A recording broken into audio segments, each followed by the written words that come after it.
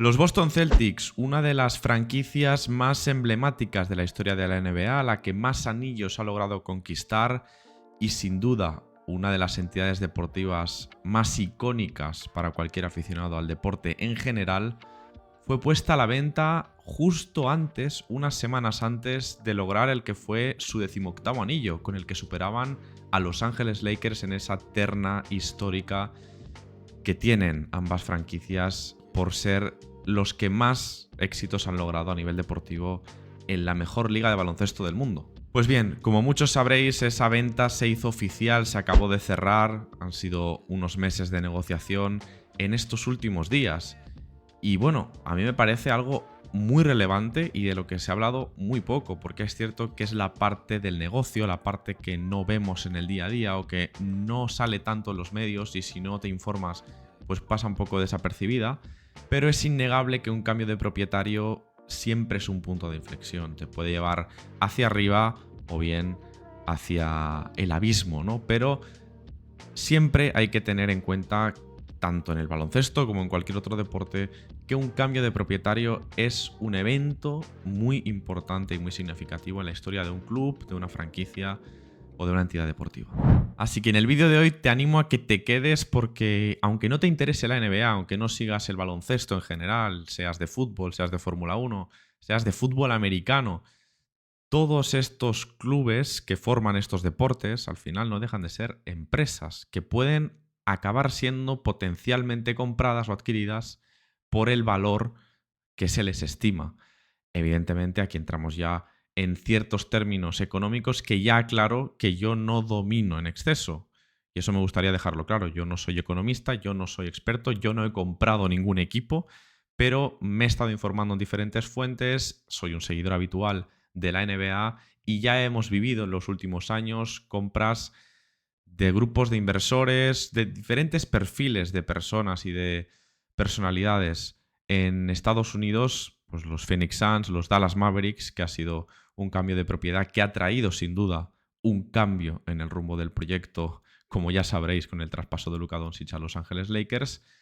Y bueno, pues con esa información que he recabado y con la poca experiencia que tengo en comparación con otras personas, pues voy a tratar de aportar algo de valor y de hacer ver a mucha gente que seguramente no esté al tanto y no sea consciente de las cifras que se mueven en este deporte en concreto, pero en general, en todos, si tenemos en cuenta las grandes franquicias, los grandes clubes, las grandes entidades, pues cómo es el entramado y lo que puede suponer vender. En este caso lo centraremos en el caso de los Boston Celtics. Este vídeo puede ser un poco más largo de lo habitual, suelo hacer vídeos de 15-20 minutos y por eso, bueno, pues te animo a que dejes un me gusta porque es un vídeo que me he trabajado, que considero que puede ser interesante y que no es mi opinión. Hoy no vengo aquí a darla, así que la aportaré. Siempre creo que es un poco el toque distintivo que intento dar, el mojarme un poco, el decir lo que pienso, pero estamos hablando de que una empresa o un grupo inversor ha adquirido la propiedad de una franquicia. Yo aquí no puedo opinar más que ciertas o sobre ciertas normas, ciertas regulaciones y sobre lo que puede suponer, eso sí, podemos especular o podemos tratar de prever qué es lo que puede ocurrir o cómo puede afectar este cambio de propietario, en este caso a los Boston Celtics, y también repasar algunos casos que hemos vivido en el fútbol español recientemente de cambios en la propiedad que parecían que estaban salvando al club y finalmente, por la falta de sentido de pertenencia, han acabado arruinando al equipo, al menos en el aspecto deportivo, que al final es el que le importa y el que le interesa al aficionado. Bien, empecemos hablando de lo más básico. ¿Qué es lo que ha ocurrido? Pues que la familia Grousbeck, encabezada por el actual CEO, Vic Grousbeck, ha vendido por un valor de 6.100 millones de dólares, 6,1 billones norteamericanos o como le llaman allí. Aquí tenéis la cifra para que entendáis de cuántos ceros estamos hablando. Se le ha vendido a un grupo encabezado por Bill Chisholm, que se dedica, su empresa, que es Symphony Technology Group, a básicamente invertir en proyectos tecnológicos, impulsar proyectos tecnológicos relacionados principalmente con el desarrollo de software, tanto a nivel de startups, bueno, pues al final desarrollando talento para formar así este grupo inversor que ha acabado comprando los Boston Celtics. Aclarar que han comprado el 51% de las acciones o de la propiedad, no el 100%, que, bueno, pues al final tampoco sirve para mucho. Si teniendo el 51 puedes tomar todas las acciones que tú ves necesarias, pues oye, más que suficiente. También aclarar que Grousbeck, Vic Grousbeck, que es el hombre que compró en 2002, digamos, o que fue el impulsor de esa compra en 2002 de los Boston Celtics, va a seguir siendo el CEO hasta la temporada 2027-2028, cuando se va a acabar ya definitivamente de traspasar, digamos, la propiedad de la franquicia, pero de momento pues van a convivir unos Symphony Technology Group, que ha adquirido los Celtics como propietarios, y el antiguo propietario va a seguir ejerciendo como máximo mandatario, digamos, de la entidad de los Celtics. Y bien, ¿quién es Grousbeck, el anterior propietario? Un hombre que decidió comprar, no todos podemos tomar esa decisión, evidentemente, ¿no? Pero su familia tenía ese dinero a través, digamos, de su empresa. Compraron por un valor de 360 millones de dólares a una franquicia que sin duda había sido una franquicia súper exitosa, la que más anillos tenía de la NBA en aquel momento, pero que llevaba desde el año 86, estamos hablando del año 2002, son 16 años, sin conquistar un anillo. Una franquicia que tenía por aquel entonces 16 y que tuvo que esperar hasta el año 2008 para conseguir el 17º. El señor Grousbeck es natural de Worcester, en Massachusetts, el estado donde se ubica Boston. Boston es la capital, de hecho, del estado de Massachusetts. Por lo que este dato ya es muy relevante y es algo que yo miro mucho cuando veo una compra de un club, de una entidad deportiva, o en este caso de una franquicia NBA. ¿Quién es el propietario? ¿Le interesa a esa persona que a nivel deportivo prospere ese club, esa franquicia, esa entidad?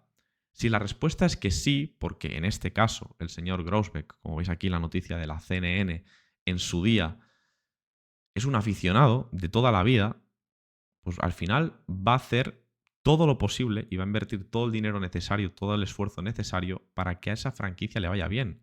Y así lo hizo, porque Grousbeck es el artífice, es el propietario que puede juntar a Kevin Garnett, a Rajon Rondo, a Paul Pierce, a Ray Allen en esa temporada 2007-2008 para lograr ese anillo enfrente de el eterno rival, ¿no? De unos Lakers que, bueno, pues que al final eran el equipo referencia, ¿no? En ese siglo habían ganado anillos con Shaquille O'Neal, con Kobe Bryant y posteriormente los 2 años siguientes ganarían con Kobe Bryant y Pau Gasol al frente, ¿no? Principalmente contra los propios Boston Celtics y luego contra los Orlando Magic de Dwight Howard. Y Grousbeck conseguía así llevar a su franquicia, porque era su franquicia, a un anillo, a ganar un anillo de la NBA 32 años después de que lo hicieran aquellos Celtics tan míticos y tan famosos de Larry Bird.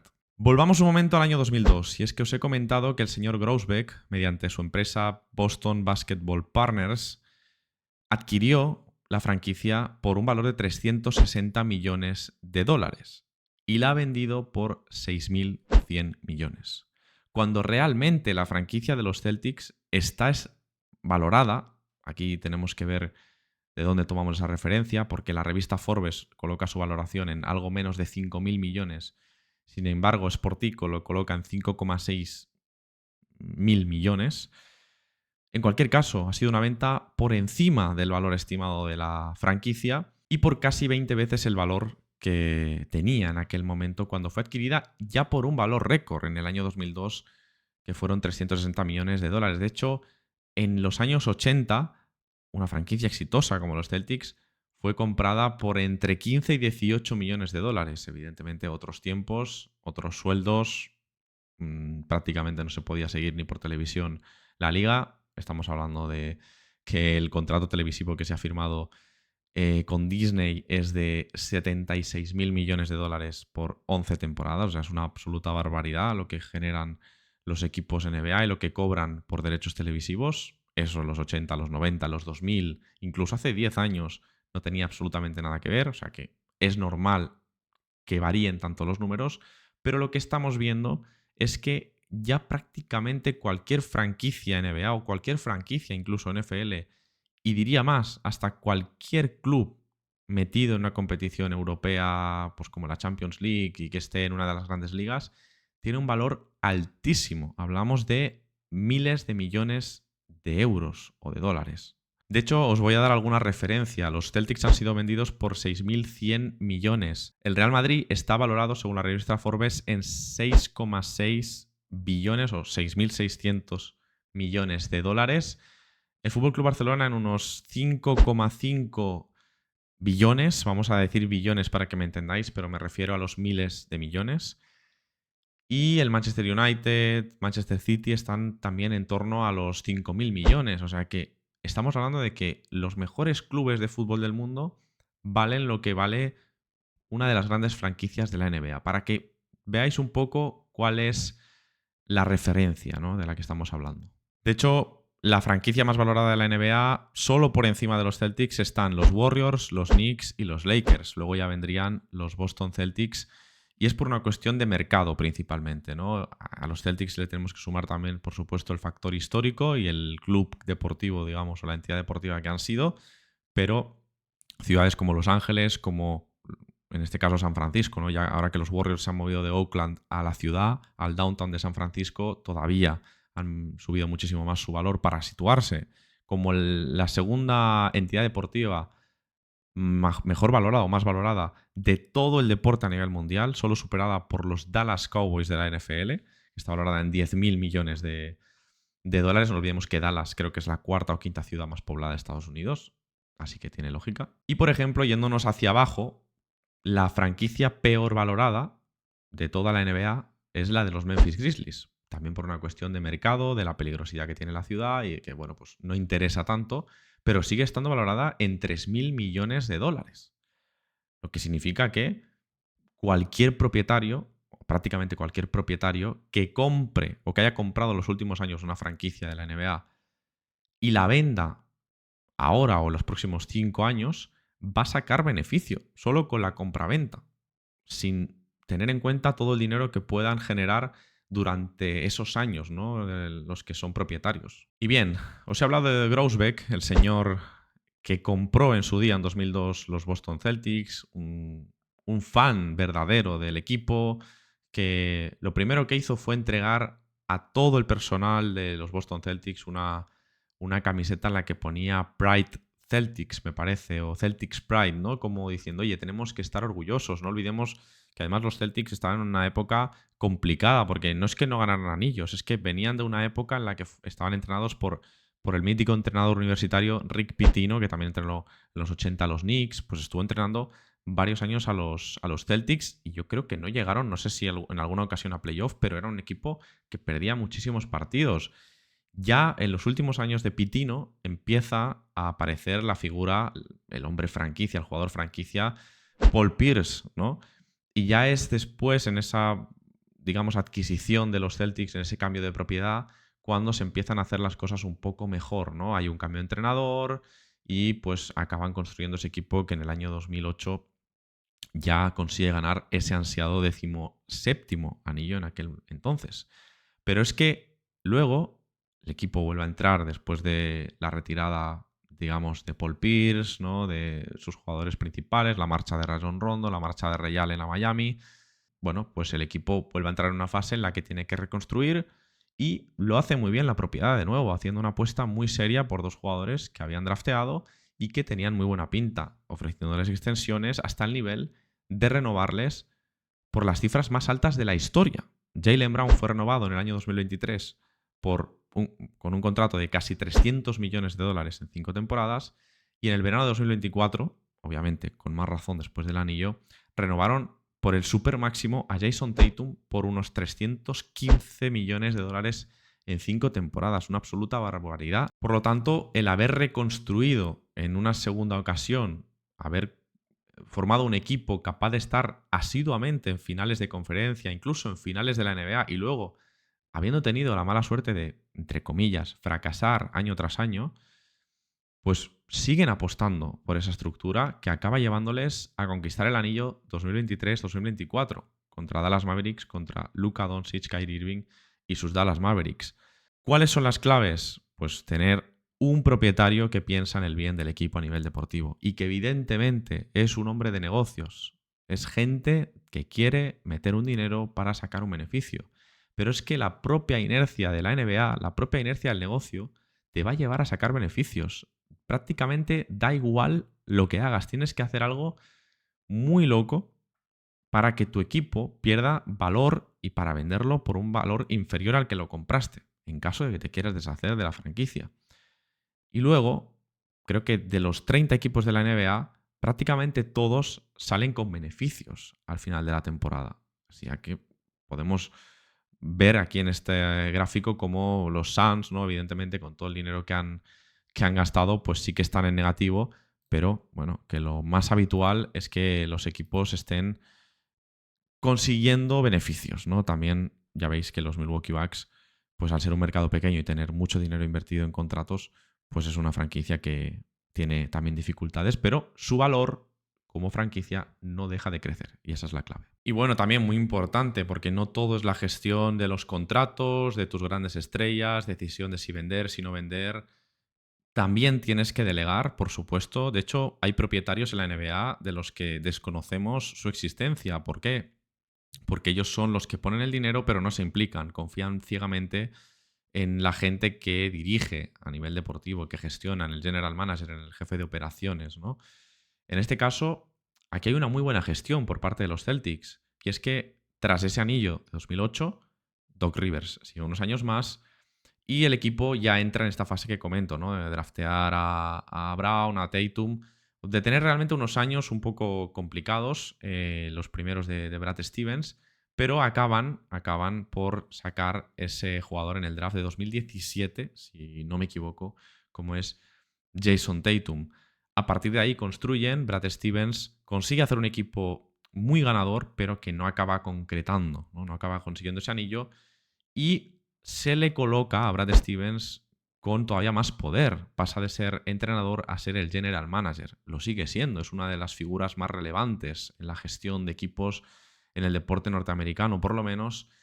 Y con esa dupla de Brad Stevens en los despachos y en este caso Joe Mazzulla ahora como entrenador, pues consiguieron culminar esta serie de, entre comillas, fracasos, como fueron principalmente la derrota en finales de conferencia el año de la burbuja contra Miami Heat, la derrota en las finales, porque aparece un tal Stephen Curry y ya está, y te manda para casa en 2022, y bueno, pues al final el que la persigue, a veces la consigue, ¿no? Y es el caso de los Boston Celtics, que han sido un equipo bien gestionado en los últimos años, a pesar de haber ganado solo 2 anillos en los últimos prácticamente 40 años. Pero lo dicho, desde el cambio de propietario, el equipo cambia un poco esa filosofía y consigue salir de esa espiral negativa en la que había entrado en la era post-Larry Bird. Y bien, después de todo este rollo en el que hemos contextualizado un poco lo que supuso el cambio de propietario para los Celtics en el 2002, cómo han llegado hasta el año 2024,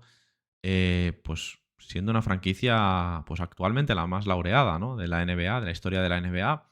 Y os preguntaréis, entonces, por mucho dinero que saques, ¿por qué vendes, no? Si eres tan aficionado del equipo, si eres el dueño de los Celtics y estás en un momento extraordinario, ¿por qué vende la franquicia? Bueno, aquí yo no puedo dar una explicación porque tampoco ha salido el señor Grousbeck a darla, ¿no? Y pues tenemos que entender que al final, primero, sacan obviamente muchísimo dinero, pero que la empresa, digamos, que compra los Celtics en el año 2002 no es solo el señor Grousbeck, es también su padre, que ya tiene 90 años, son sus 3 hermanos. Entonces, es probable que no todos los miembros de una familia tengan el mismo interés y que todos, obviamente, tengan participaciones en esa empresa que adquiera los Celtics, por lo tanto, participaciones en los Celtics. A veces son más decisiones familiares, simplemente, incluso a veces cuestiones de herencia, ¿no? De que antes, digamos, de meterse en líos de pagar impuestos, de dejar en herencia pues tal cantidad o tal valor, ¿no? Como el de una franquicia o de cualquier franquicia de la NBA actualmente con los valores de los que hablamos, prefieren vender, sacar ya, digamos, ese beneficio y, bueno, quitarse un poco de líos. También hay que tener en cuenta que hay ciertas normas, ciertas reglas que ha introducido la NBA en el nuevo convenio que no favorecen a, digamos, a mantener durante mucho tiempo la propiedad de un equipo. ¿Por qué? Bien, estamos hablando de una época en la que, por el convenio, tener mucha calidad en tu equipo es muy difícilmente sostenible. ¿Vale? Los Celtics tienen más de 500 millones de dólares en contratos, digamos, apalabrados, ¿no? Lo que les haría, bueno, de sus 8 jugadores principales, 6 o 7 están atados, porque Drew Holiday le firmaron un contratazo, Porzingis, Jaylen Brown y Tatum, ya os lo he contado. Incluso Sam Hauser ha firmado una renovación por 40 y pico millones y 3 o 4 años.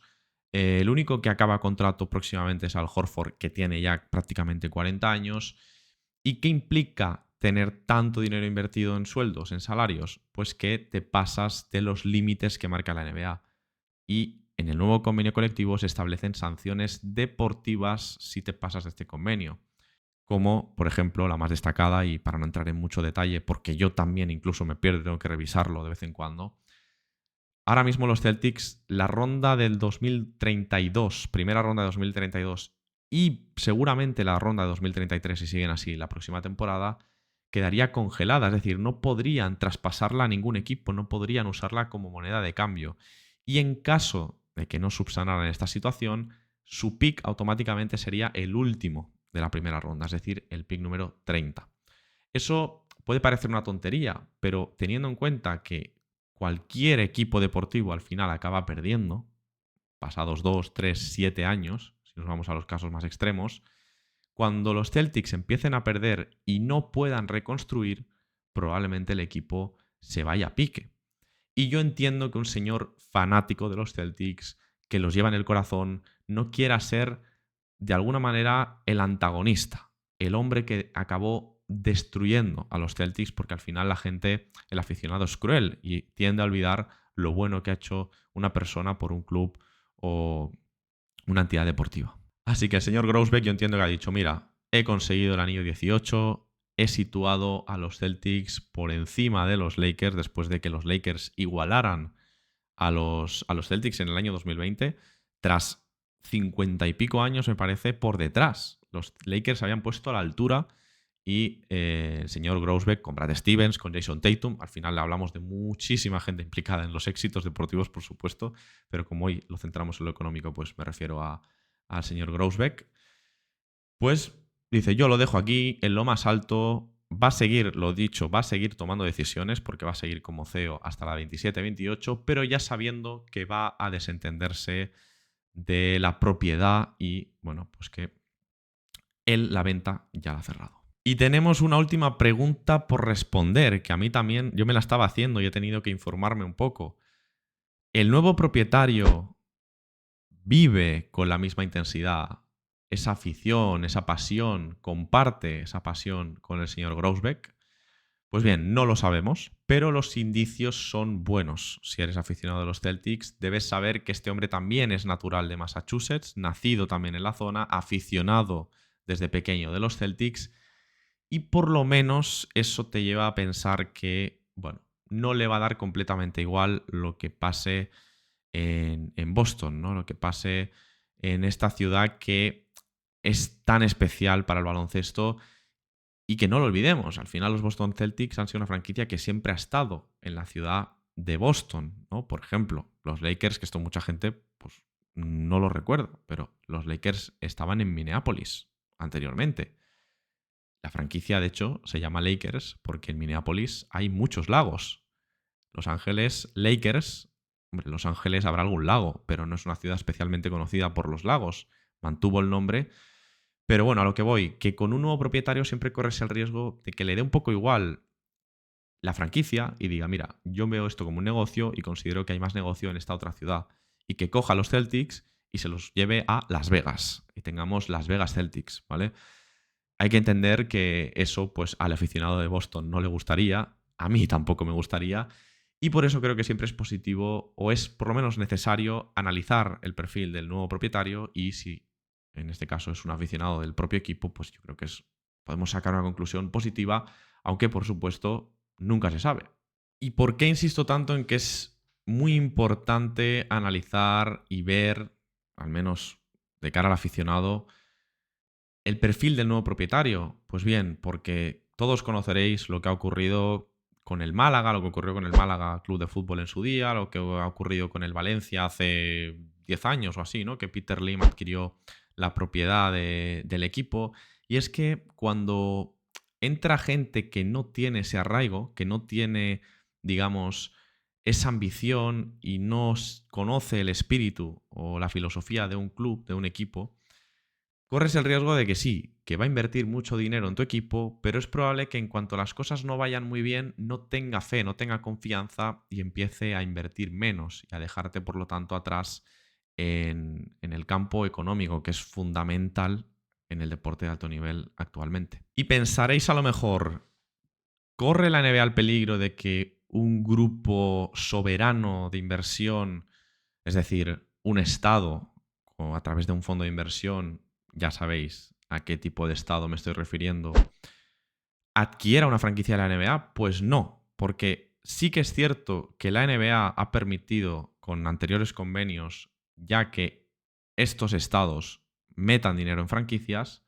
pero hasta un máximo de un 20%, por lo que pueden tener algún tipo de decisión, pero a nivel minoritario. Nunca van a ser los que dirijan una franquicia por ahora. Yo no pongo la mano en el fuego por nada, pero punto a favor para el deporte norteamericano, limitando este tipo de intrusiones a nivel deportiva que sí que está sufriendo el baloncesto europeo, llevándose, por ejemplo, la Final Four de la Euroliga a Abu Dhabi. Y bueno, eso es todo. No sé cómo habrá quedado el vídeo de largo, pero espero que al menos te haya servido para entender qué es lo que ha ocurrido con los Boston Celtics.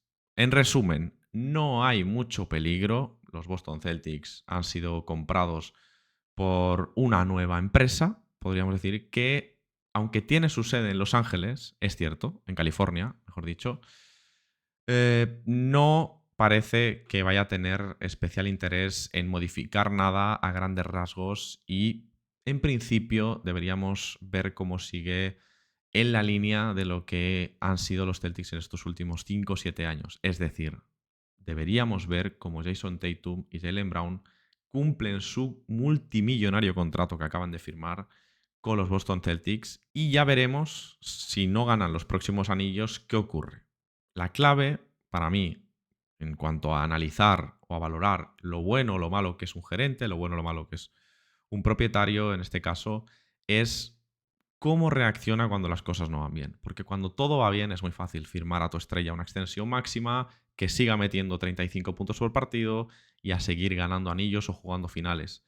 Pero en el momento en el que empiezas a perder, saber mantener la calma, saber ver cuál es la apuesta que tienes que mantener y no volverte un propietario súper agresivo que considera que todo tiene que cambiarlo porque son muchas veces jóvenes multimillonarios que no tienen ningún tipo de empatía con la afición o con los propios jugadores.